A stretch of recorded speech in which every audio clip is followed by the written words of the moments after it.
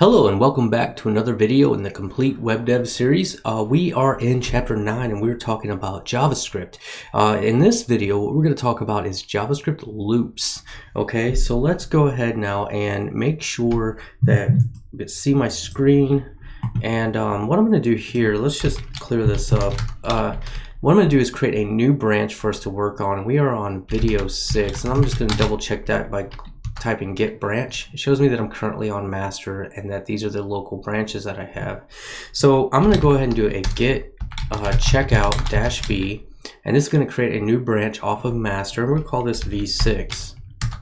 The next thing that we're going to do here is do a get push set upstream, and then we're going to say origin v6. All right, now that we've done that, I'm going to go ahead and get started. So let's switch over here. Let's close down v5.html and let's create a v6.html. We'll do our emit exclamation tab, which will give us our boilerplate HTML here. And I'm going to say loops as the title. And then we'll come down here and we're going to say script tag. Let me spell that right. And then inside here, we're going to start doing our JavaScript. Now, the first type of loop that we're going to do is I'll put a comment here. We'll say a for loop.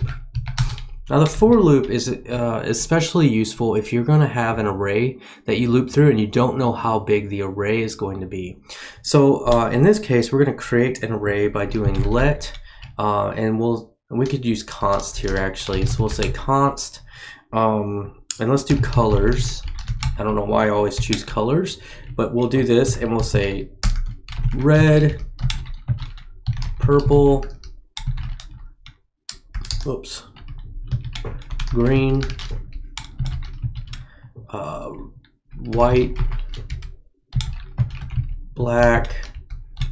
I know white and black aren't really colors, but let's see, what do we got? Red, purple, green, white, blue, and let's do blue, pink. Okay, once we have that, we can actually loop through these by doing this. We can use a for loop, and inside the for loop is we got to set up how many times we're going to loop and what we're going to loop on. So the first thing that we do inside of here is we're going to do let I equals 0. Now what that does is we're going to set up an iterator. This iterator is going to be called I. And that's a pretty common practice, and we set it to 0 by default, okay? And then we use a semicolon, and then we're going to tell it, hey, the next part of this is how long do you want it to loop for? So what we're going to say is we want it to loop through each one of these. So we're going to say if I is less than, now what we're going to do here is say colors dot length, and I'll explain why this works. And that's because the length of colors is going to be how many elements are in this array. So in our case, there's 1, 2, 3, 4, 5, 6, 7 elements in this array. So colors.length is going to be 7. I is starting at 0. Now, if you remember, computers start counting at 0. So this is going to be 0. This will be 1. This will be 2, 3, 4, 5, 6. And then when it gets to 7, there isn't an element in that array, so it will skip that. So if the length is 7, what we need to do is either A, we could switch this to 1, which wouldn't work well for grabbing these out of here, or we can say length minus 1. So now when I gets to 6, let's see. No, I'm sorry. When I gets to 6, it's going to grab this out and it won't go again because we're strictly using the less than. So the next thing we need to do is make sure that on each iteration of this loop we are incrementing I, so it doesn't just stay on 0 and do an infinite loop. So the last part of this is we're going to say I plus plus. Now if you remember, this is shorthand to increment I. We could say I is equal to I plus 1, and that would work just fine, but that's just kind of not the way you would normally write that. So then what we could do is inside of parens here, we can do that. So let's now go ahead and console log colors, and then inside colors we're going to use the array syntax here, and we're going to pass I into there. So what's going to happen now is inside this loop, I is going to be 0 the first time, so it's going to console log red. It's going to go through the loop, and then it's going to increment that I. So the next time it goes to the loop, I is going to be 1. So then it's going to find the first index, which will be purple. Okay, so that is how this is going to work. So if I save this now and we go to V6 and hit enter, we see in the console we get red, purple, green, white, black, blue, pink. Perfect. So it loops through an array. Now this array could be much more complex. This array could also be an array of objects that come back from the database, right? That would be a very common use case for this, but for simplicity purposes, I think this works well.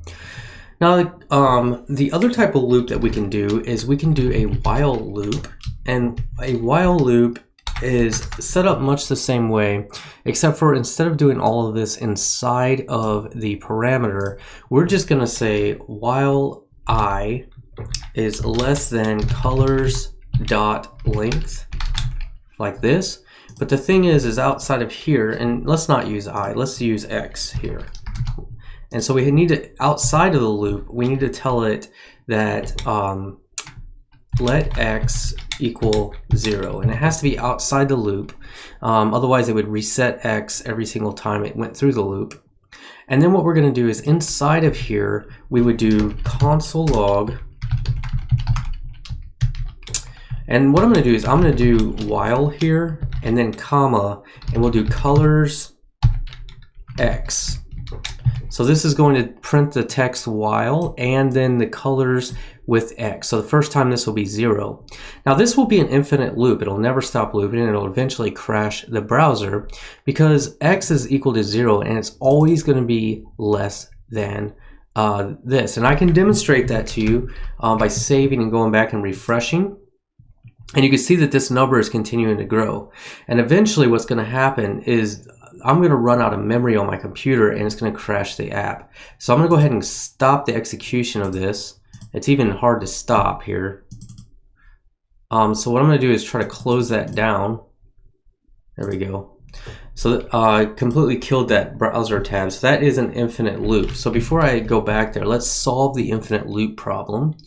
And what we're going to do here is we're going to do X plus plus at the end of this loop. So then it's going to set this to 1 the next iteration, and then 2, and then this will not be an infinite loop at that time. So now I can go to localhost, JavaScript v6, get back here. And it doesn't look like anything's going on, but if I inspect, to bring up the inspector, go to console. Now you can see that the first for loop prints these out, and then the while loop, because we prepended while to the console log, it goes through the same loop again. So now what I want to do is I want to talk about two things that we can do, and that is break, and that is continue. So let's talk about break first. Now we already saw break in our switch statement, but break allows us to break outside of the loop early. So what we can do here is we can actually go in here, and what we'll do is we're going to say if colors of X is equal to, and I didn't put this in an if statement, so let's do that. If colors of X is equal to, let's say I want to, if it ever gets to green, I want to break out of this loop. So what we'll do here is we'll say break, and this will it'll go through this loop and it's going to say red, purple, and then it's going to get here and it's going to be like, uh-oh, the color is green, so it will console log green out. So we could do this above the console log if we want. So let's do that. Let's do this above the console log, because I think that'll make more sense in our console here. So when it gets here, it's going to break out of this loop, and it will not console log green, and it won't console log anything past there either, because it's going to kill the execution of this while loop. So let me save that and go back here and refresh. And now you can see that it says while red and while purple, but it never prints out green because this if statement breaks out of that. So that is what the break statement will do. It'll say, hey, if ever in this loop you ever get to a color that's green, I just want to kill the execution of the loop. Now this is a silly example, but there may be times that you want to do this inside your application for other conditions. The other one I want to talk about is continue. So what we could do is say, hey, if ever inside this loop you come across the color green, just skip that one. Break out of that iteration of the loop, so it won't console log it, but then continue on. Now the problem with doing this in a while loop is that this x++ happens at the end of this. So what we'll need to do here is also do the x++ here to avoid the infinite loop. So let me save that and go back and refresh again. And now you see it gets to red, purple, white, black, blue, pink, and you'll notice that that is all of the colors except for green. So what happens here is when it gets to this green, we're incrementing x, and then we're saying continue. And what continue does is it breaks out the rest of the execution of this while loop, but then continues on. So it won't do this code because it gets to this continue. It breaks out of only that iteration. So the difference between continue and break is that continue will break out of the current iteration but continue the loop until the end. And the break will just stop the execution of the loop right on that break and never do anything else inside of that loop. So that is loops in JavaScript. I hope that makes sense. Loops are incredibly useful and you're going to use them all the time. Now there's a couple other loops that we didn't discuss that you'll learn along the way, but I just wanted to let you know how loops kind of work, that we need to avoid infinite loops unless we're doing something specifically to handle that so we don't run out of memory. And then also I wanted to discuss the continue and the break keywords and what they did inside of a loop. So I will see you guys in the next video. Please comment, like, subscribe. Let me know what you guys are learning, what you're excited about. And if you've been with me from the beginning, just go ahead and let me know that. That would be awesome to know how many of you guys have gone through the entire web dev series. Now I know that this is kind of like a bell curve where like people are tracking for chapters 1 and 2 and they're like, oh, programming is easy because HTML and CSS are easy. And then they kind of start dropping off in PHP, and then as we build projects they drop off, and then that is kind of how people fall out of programming, is because slowly they realize that either programming is not for them or they're not willing to put in the effort to get through their stickiness. And if you're still here, that means you're probably going to make it. Even if you don't understand what's going on completely, it's because you have the perseverance to keep going. And so I want to congratulate you all, and I will see you guys in the next video.